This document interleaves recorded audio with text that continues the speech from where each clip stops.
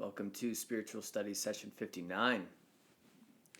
This is going to be a bit more of a formal session, given that it is backed by a scholarly paper written by yours truly. Typically would be performed in much more brevity in a conference. However, this is an opportunity for me to cover it at length. So the focus is on the poetic epics, the classics, as they're put. And my assertion in the study of these poetic epics is in what I'm calling the modern mythic dissolve. So the title is War on the Unknown, a poetic history of mythic appropriation and the modern mythic dissolve. And while this could be a very extensive study, extending to the Epic of Gilgamesh, extending out all the way to Faust and the Prelude, we are just focusing on the Odyssey, Dante's Inferno, and Milton's Paradise Lost.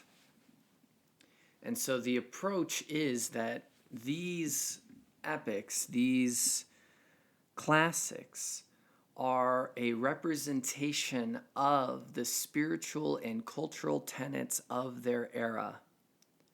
They're a story of the time, a zeitgeist. These are poignant historical markers of what the mentality was in that day and age.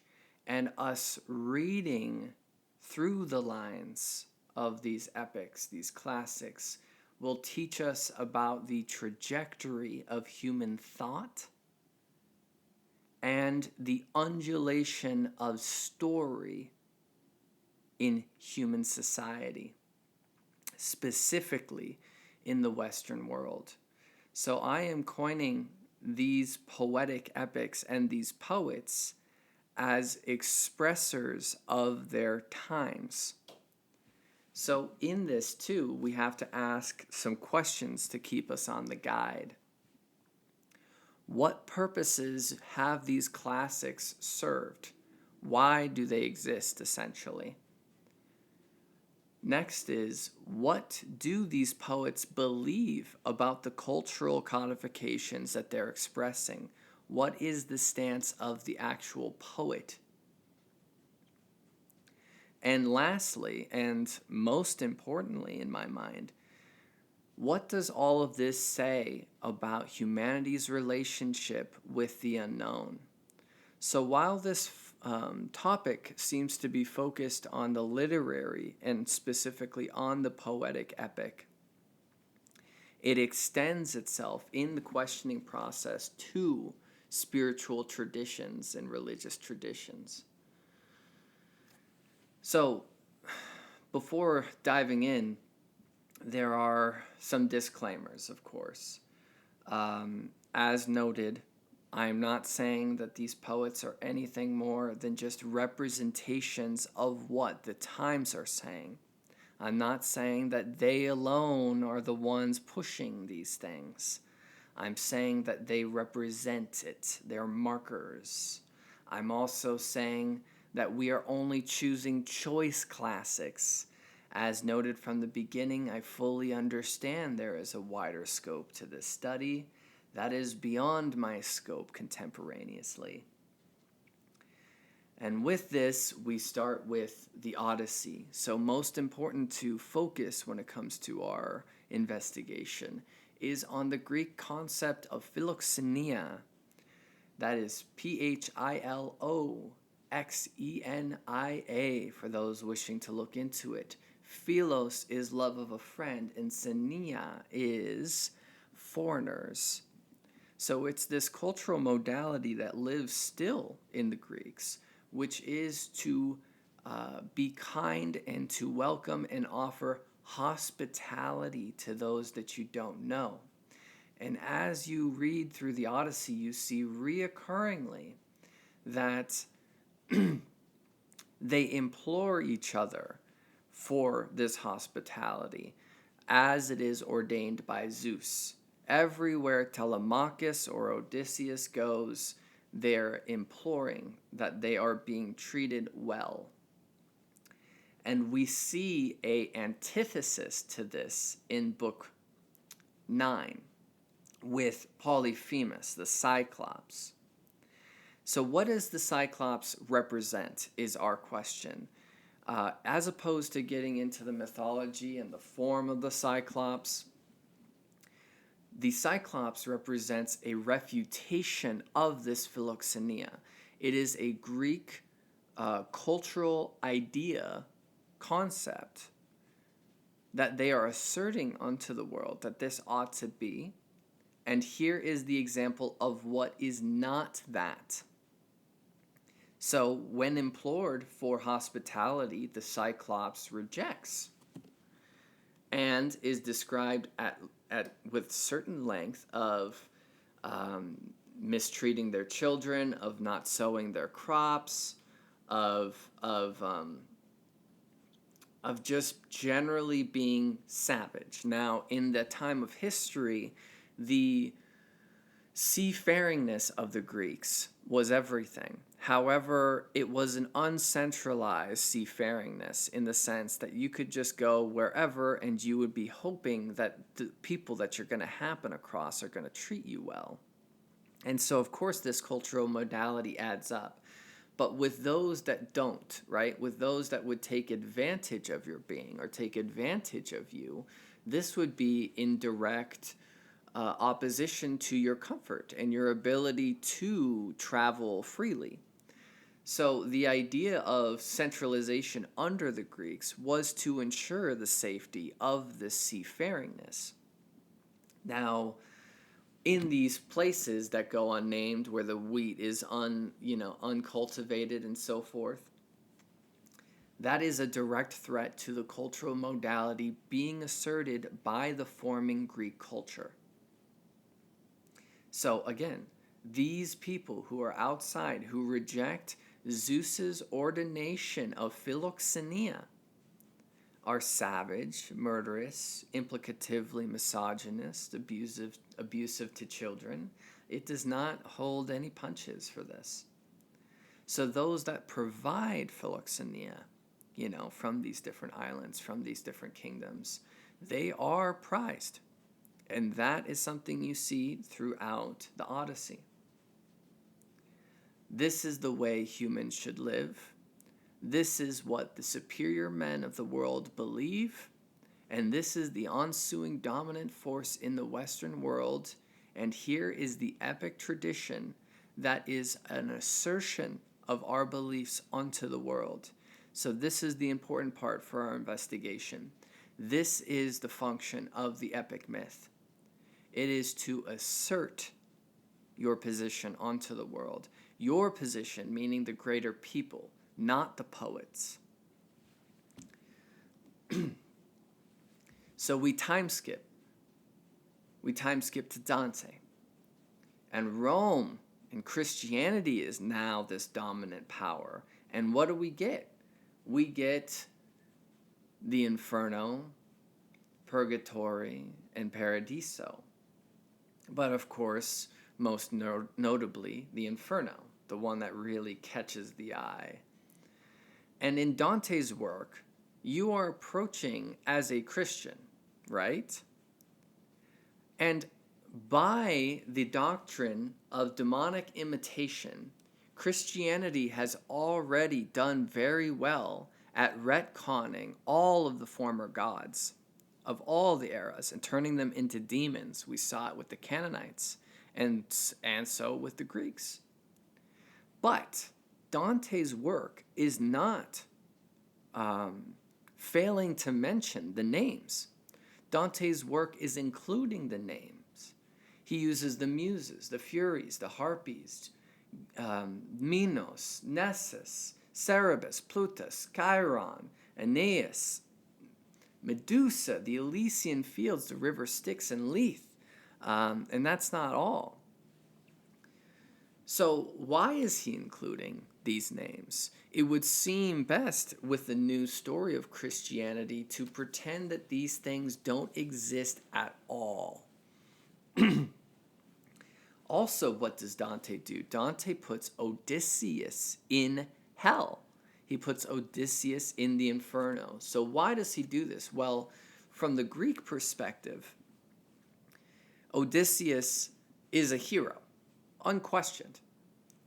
But we are now reaching a new cultural codification. We are now reaching a new era of thought, right? And so here's the argument. In the Iliad, Odysseus pulls some sneaky tricks. And in the battle with Troy, utilizes this righteous rage to kill. Now, in the Greek modality, this is prized. You asserting your dominance over people with violence was ordained by the gods. If it wasn't ordained by the gods, then you would be the one killed. So, in the Greek perspective, this is nothing short of direct divine intervention. However, in the Roman and in the Christian perspective, this is savagery, This is sin. So, what does this new era do with the former era's hero, the Inferno? And it's very important that we mention that. So we are now putting into print this new cultural paradigm, that the Christian reality rules supremely over the former Greek ethic. And this, again, is the power of the myth, the epic myth.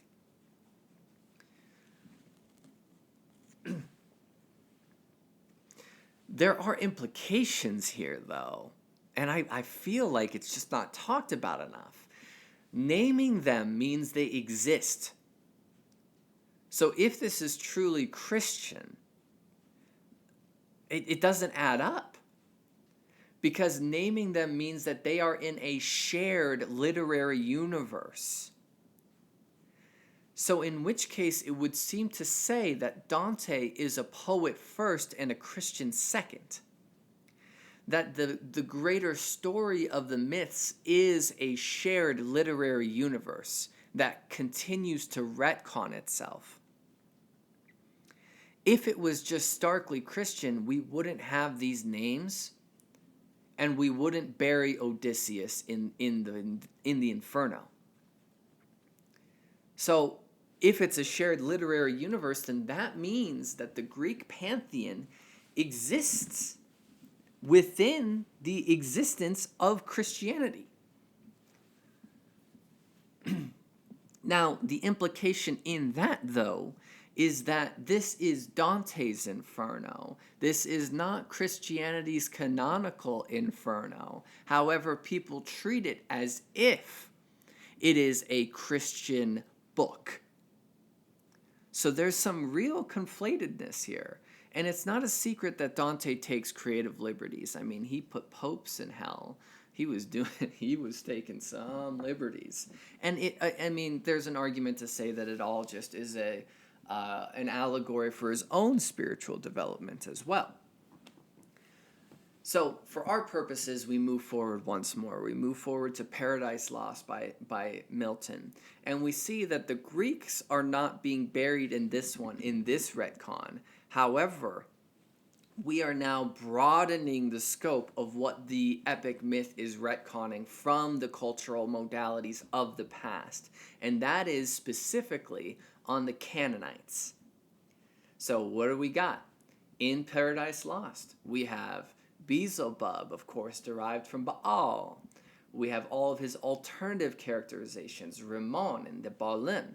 Then, of course, we have Moloch, Dagon, Chemos, Chemosh, Astaroth, and all other deities of the Levant, most notably the namesakes of the Canaanites and the pre-Israelites, or I should say, also known as the pre-Israelites. And so now we are appropriating a further back in history, right? So it's not to say that the Old Testament didn't already have a way of appropriating the Canaanite deities. It's just to say that for some reason, Milton is studied beyond just the Bible. Milton clearly knows something about further pantheons beyond Christianity. And again, Paradise Lost would seem to be a story of Christianity, or at least an homage to. So here we have this very curious case of making Moloch, the Canaanite sun deity, this real bad dude. And this is not going to get tired anytime soon. Essentially second in command to Lucifer himself. But we also get the mention of the Egyptian Osiris, Isis, and Horus as also demons under hell. So it's wide now. It's wide. So here's something I want us to pay attention to. We have a story that is taking names, right? Taking symbols, idols, gods from the past and recontextualizing how they are interpreted in the exoteric mind of humanity. It is repackaging what has been conceived of in the past for its own purposes. It's retconning. So we saw Dante retcon Odysseus, right? We saw him retcon the Greek assertion, what we believe in the world, and change it and say, this is what we believe in the world, and this is what we're going to do with the heroes of the past. Now we have Milton, who's taking the names that were worshipped by the Canaanites, by the Egyptians, and reappropriating them into demons. Now, again, I'm not saying that this isn't something Christianity's already done. We're just using the lens of the classics and the poetic epics. So we're assuming that Milton is very learned here, right? And it would seem so because his eloquence is very notable if you're going to read through. And yeah.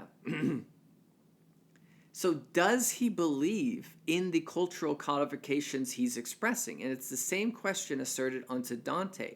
Does he believe what he's saying? Is he a poet first and a Christian second? Because with his learnedness beyond the scope of just Christianity, it would seem to introduce an interesting question mark. He also does something curious because Dante invoked the Muses to start his Christian epic. However, Milton invokes the Holy Ghost, which is a flip of the script. You see, it was always the Muses invoked before long epic traditions. And now it is the Holy Ghost. You are retconning, you are changing the language, you see. You are taking ideas and making new words for them, or changing how they are interpreted. So, it is a question of the poet. What's the poet doing? Now, I would stand out and say, the poet is expressing the era of which they're in. The poet is like an actor. They take on a role. They take on something they are experiencing. They are not a philosopher. They are not a theologian. If they're a poet, they don't have a stake in the game of saying this is what ought to be believed. The poet doesn't do that. They observe, they express, they show, they display. So that's my shiftiness when it comes to what they're up to, So here is that question, right? It's the question of the poet themselves. Given the resemblance of how Homer treated the idea of the unethical other through the artifice of Polyphemus the Cyclops, given how Dante treated the Greek mythological hero Odysseus in the Inferno, and here how Milton is treating the revered deities of the long usurped civilizations, i.e. the Canaan, i.e. Egypt, what degree of seriousness can we ascribe to the poet undertaking this tale? Are they not privy to the fact that the classics are a continually coercing act to make, right? That it is a shared literary universe between all of them, of which they use the former to as a stepping stool for their greater ideas, for their triumph over what was. And I find it so curious. It's an overquoted part, but in Milton, Book 1, a mind not to be changed by place or time, the mind is its own place and in itself can make a heaven of hell and a hell of heaven. And I find that curious because of its implication. It's to say that it's all about the mind. It's all about how we choose to talk about what's going on. It's all about how we are expressing ourselves now. Can make a hell of heaven and a heaven of hell. So that is my question there, and that's where we're starting to itch at my main thing about all this, and that is the unknown. That we need a story to tell, right? And whether that story is through the lens of Christianity or it was through the Greeks, or hell, if it was through, native traditions, the Aboriginal traditions, if it was through the Siberians, right? It's story. It's story. And it's all about the mind. And it's all about having a way to express it. So the point of this is that you can view these classics, as I'm listing them, as simply assertions of this is how we talk about reality now, at the time it was written. This is how we approach reality now. It's not saying whether it's good or bad. It's just saying this is how we do it. This is our assertion unto the world. This is our assertion unto other cultures, unto other languages. This is the force of the Western world. So, skipping past the prelude, skipping past Faust, this is the point that I'm most interested in talking about. We are not making any epic poets or epic poetry anymore in the same way. I'm not saying there aren't offshoots. I'm not saying that there aren't other things to talk about here. I'm saying we aren't coming forward with a poetic assertion unto the world of what the reality of things are now in the same flavor as Dante's Inferno, as Milton's Paradise Lost, as the Odyssey. Because, it would require a few things. It would require that we all feel so strongly about a story that's being told that it becomes a sort of collective meme that we all stand behind. And that's just not happening. And it also would mean to say that we feel that our beliefs are a step above, right? And a greater idea above what always has been, to the fact that we would retcon everything that was said in the last, and the last, and the last, and all the things that were before in serving our interest now.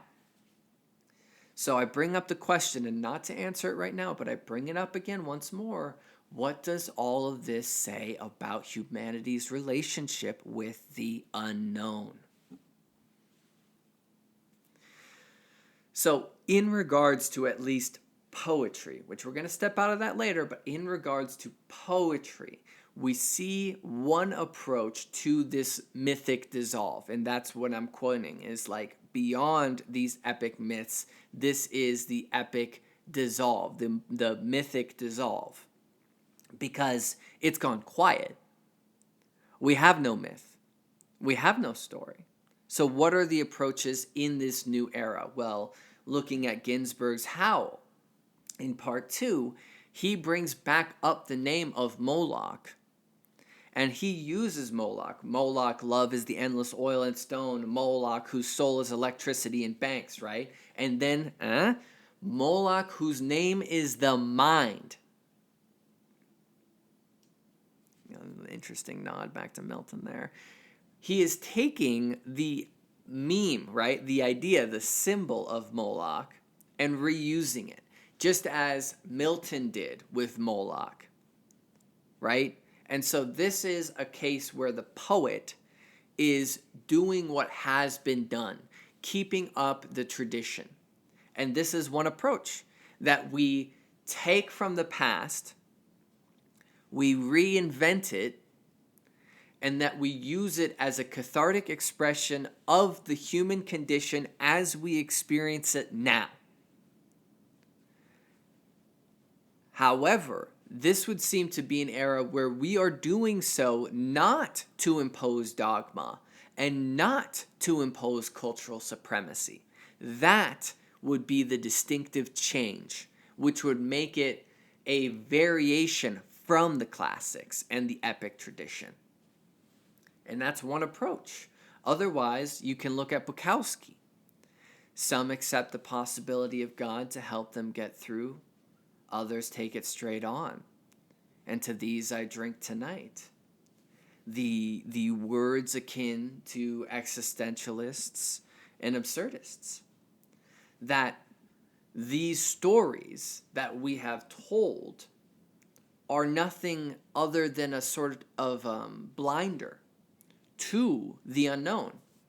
That all of humanity's history has militantly labored to deny through making these stories. So those, and there are several examples between these two examples, but those are two approaches, right? One, Ginsberg, right? Taking it on and redoing it with a different lens. Or, let it all go. Let it all go. Let the story go. And so, quick review, right? These epic poems can be represented. I'm not throwing them all out with the bathwater. I'm just saying an approach of these is that they held up spiritual and cultural and ethical tenets of their era. They were vessels for them through the darkness of the unknown, and through mutual validation, tribalism, nationalism, whatever, they ended up taking these stories way too seriously, which leads to supremacy and the will to appropriate and subsume other cultures in order to validate its structure.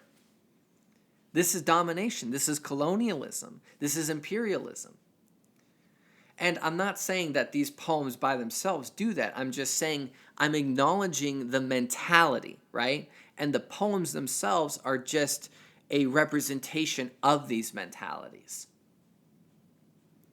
And so here's the thing.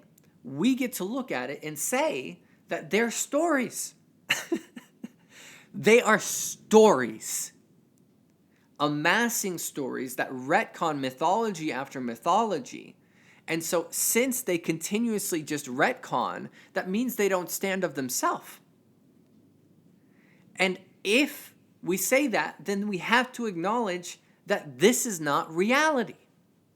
That what these things assert are not reality. And the question is, what if we took these blinders off? What if these tales are a sort of enforced bias, marketed as faultless truth, and we acknowledge that we as a species have been palette swapping figurative dreamlands for as long as history has ever had a whisper? That we come up with dreams, we come up with expressions that in themselves aren't wrong, but we take them too seriously. And with this attitude of domination over one another, these stories have grown tired, coercive. They don't serve us anymore. But then the question is, what do we do? So I come back to the questions posed at the beginning.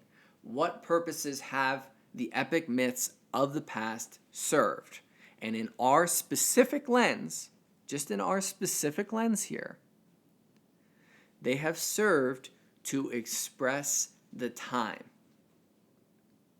That's it. And to express the time means that you must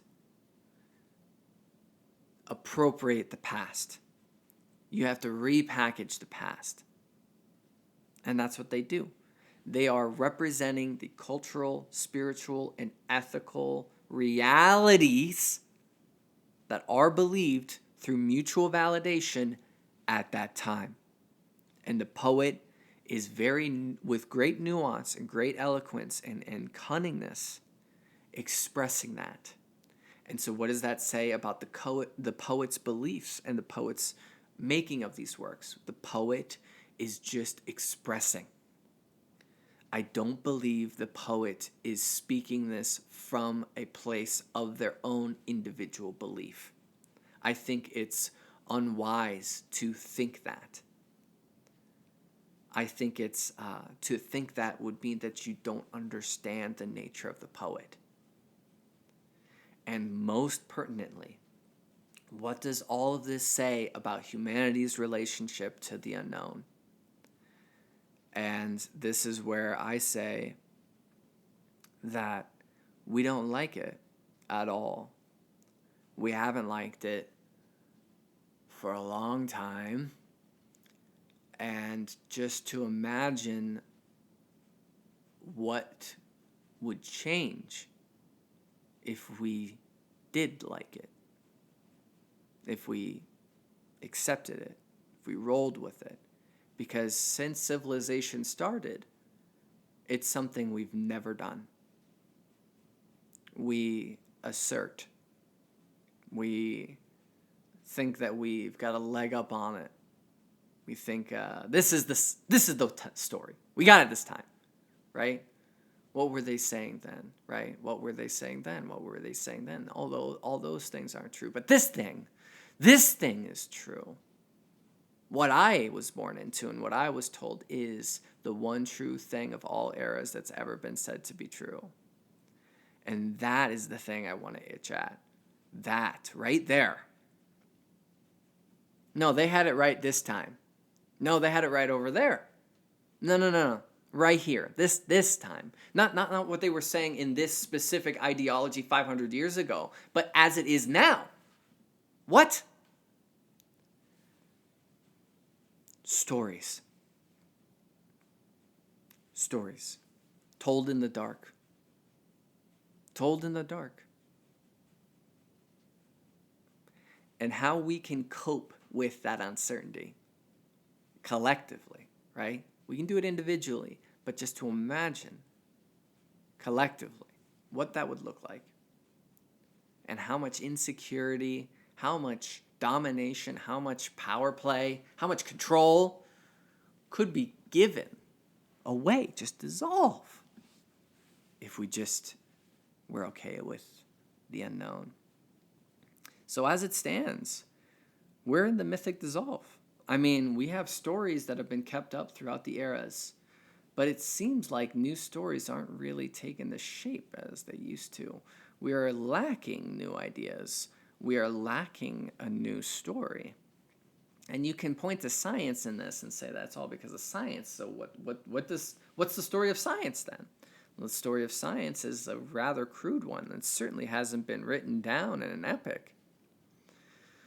It doesn't capture the hearts of the people. And these epics, they did. They enthralled. They were controversial. I mean, with the Odyssey, it was orated by people all the time.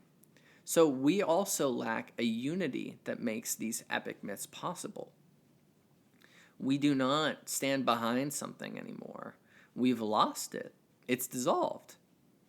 So then that brings us to the approaches again. What do we do on the individual level? Not as poets, as the poets did, but what do we do as an individual, right? Do we try to make a new story? Do we try to take the symbols of the past and make a new story? Do we try to reinvent? Or do we just let it all fall, right? Or do we do something between? And I don't stand to say that there's a right way here. I just find this a very, very curious conjunction to be at, a very curious predicament, because for us to make a stand on this issue says a lot about who we are now, ironically enough.